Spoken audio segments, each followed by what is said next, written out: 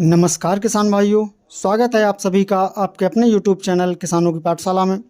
किसान भाइयों, आज के इस वीडियो में हम बात करेंगे कि लहसुन की फसल में हमें 30 दिन की अवस्था पर कौन कौन से खाद और कौन कौन से उर्वरक डालने चाहिए जिससे कि लहसुन की फसल स्वस्थ और हरी भरी होकर बढ़वार करे। तो इस वीडियो को आप लास्ट तक जरूर देखें जिससे कि आपको एक सही और अच्छी जानकारी मिल सके। तो चलिए शुरू करते हैं। किसान भाइयों, लहसुन की फसल में हमें समय समय पर अलग अलग प्रकार के खाद डालने की आवश्यकता होती है। हम बात करते हैं कि जब हमारी लहसुन की फसल लगभग 30 दिन के आसपास की हो जाती है तो इस समय हमें कौन कौन से पोषक तत्वों की पूर्ति अपनी फसल में करनी होती है। तो देखिए किसान भाइयों, लहसुन की फसल में शुरुआती अवस्था में नाइट्रोजन की काफ़ी ज़्यादा मात्रा में आवश्यकता होती है। तो 30 दिन की अवस्था पर हमें नाइट्रोजन की पूर्ति के लिए यूरिया खाद देनी होती है। तो आपको 30 से 40 किलोग्राम प्रति एकड़ के हिसाब से आपको यूरिया देनी है। इसके अलावा फसल में सूक्ष्म पोषक तत्वों की पूर्ति करना भी आवश्यक होता है।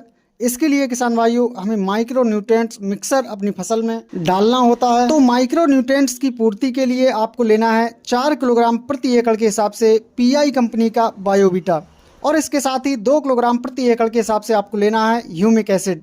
इन सभी को किसान भाइयों आपको यूरिया के साथ मिलाकर अपनी फसल में डालना है। इन सभी के साथ साथ आपको अपनी लहसुन की फसल में 5 किलोग्राम प्रति एकड़ के हिसाब से जिंक सल्फेट भी डालना है।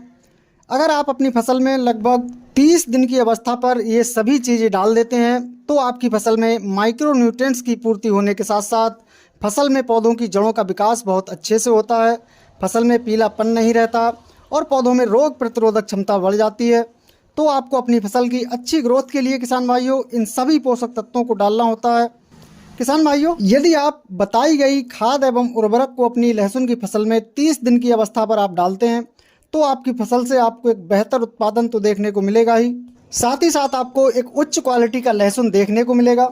तो किसान भाइयों, जब लहसुन की फसल 30 दिन की अवस्था के आसपास हो तो आपको इन खाद और उर्वरकों को अपनी फसल में डालना है जिससे कि आप अपनी फसल से एक अच्छा उत्पादन ले सकें और लहसुन की फसल से एक अच्छा मुनाफा कमा सकें। किसान भाइयों, जानकारी पसंद आई हो तो वीडियो को लाइक एवं शेयर जरूर करें।